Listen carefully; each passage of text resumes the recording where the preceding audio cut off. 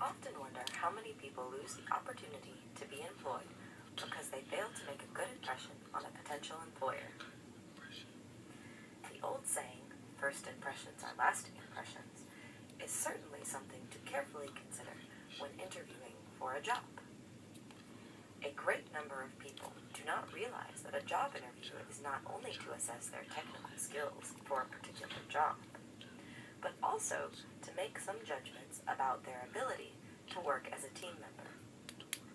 Very few people work in isolation. The immediate task of an employer is to determine whether a person is the type who will be able to get along with fellow employees.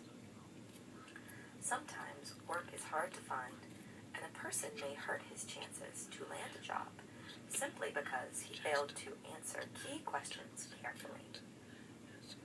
I know an employer who did not hire a person simply because that person did not have the courtesy to call ahead of time when he found he could not keep the appointment at the scheduled time. It is important to remember that it is not just the ability to do the job that counts.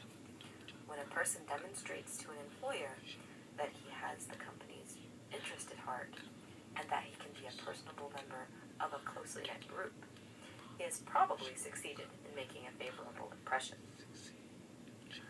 Of course, it is important to keep up with the latest developments in one's field, and be ready to discuss one's knowledge and abilities frankly.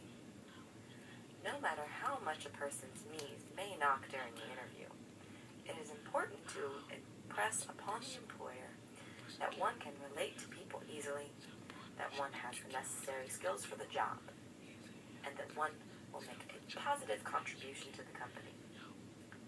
If a person can present this image to an employer, he has done the best possible job of selling himself.